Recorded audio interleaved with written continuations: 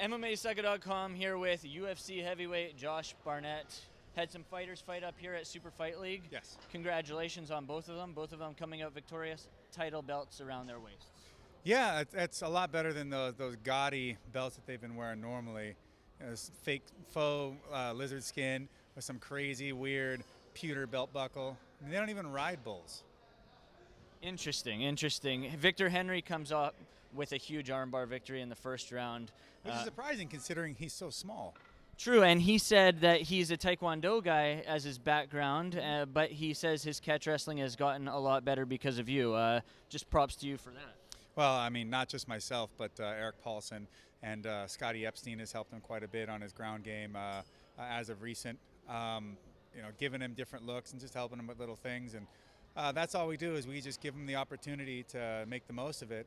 And people like Victor and Colleen, they're the ones that really put that time in and go out there and make the changes into their game, whether they're winning or when people are having a rough time of it.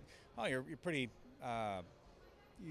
driven to find some difference for success, some change to bring about the result that you want. But someone like Victor, who's actually he's on a roll right now. He beat a guy that's got 60 fights, a champion from Japan, his last fight, and he just beat a tough guy in Corey Von Bauer, who comes from the famous Washington Von Bauer wrestling family. Those guys are tough as nails, but it's because he puts the time in the gym. How close do you think these two are to making it to the big show, either the UFC or, say, Bellator or something like that? Oh, I could put them in any of those shows right now. If that was the case, they could be fighting there with anybody. But it's about not just putting somebody in some specific league or anything like that. It's about building someone's career, and it's about building the experience, giving them the opportunity of life as it is. He got to fly and fight in Japan and get paid for it. We're working on other things like, Colleen fought in India before for Super Fight League. Yeah. It's a matter of trying to make the most of this career. It's not just a goal. Shouldn't just be to go out there and just fight people. You can fight people anywhere, and eventually they want to get to the top of the food chain, and whatever route that has to be, they'll be there. But right now we're putting them out there, fighting them all over the world, and growing them not only as fighters but as people. Now let's talk about you. When can we expect to see you back inside the UFC Octagon? I don't know. I mean, I might corner somebody here in the near future. That would definitely put me inside the Octagon. Good answer. Now, the heavyweight division itself right now, a lot of people are talking about how the top 10 is a lot of older guys, not guys necessarily in their prime at the moment. Are you a little shocked by this at all? No, it's just like with the young girls. They like the older men because we know what we're doing. Same thing. We know how to find the proverbial MMA G-spot. Now, we saw Alistair Overeem lose his last fight. Is that a fight that interests you at all? Him losing the last fight? Does that interest me? You fighting him.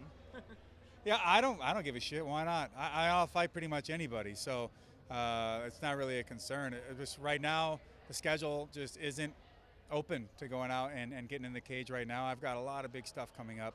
Been really busy, not just with training, folks like Victor Henry and Colleen Schneider, but Laura Anderson is up at actually your neck of the woods. She's an SFU wrestler.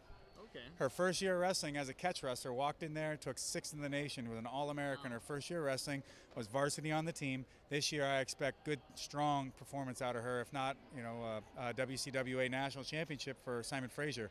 And Simon Fraser's got a fantastic women's wrestling team.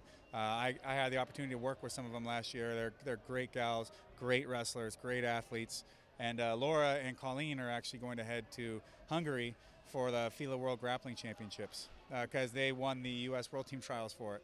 Wow. So there's things like that, and then the acting career is really picking up too. So I got a lot of work ahead of me, and I expect to be ready to go sometime early next year.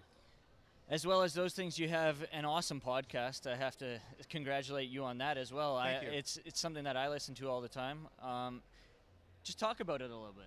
I have a podcast on Fox Sports right now called Josh Barnett Conquers the World. It's not just about fighting. In fact, if you just come to it just for a fighting perspective, you'll be sorely disappointed. I try to have on as many musicians, artists, comic artists, what have you. I've got a whole mind full of odd, interesting, and people that I think have a unique voice that can either just be entertaining or stimulate somebody to think in a better and a more complex and structured way. Honestly, I don't believe in going out there and having a voice if it doesn't really amount to anything. And so part of the podcast is just me addressing what I feel is important to talk about, current events at times, and just putting my opinion out there. And while it is my opinion, and I value it greatly, I want to get people thinking, and I want to try and, in the end, make some sort of an impact on a bigger scale than just entertainment. Definitely. Thanks a lot, Josh, and congratulations on your fighters tonight. Thank you. Thanks a lot.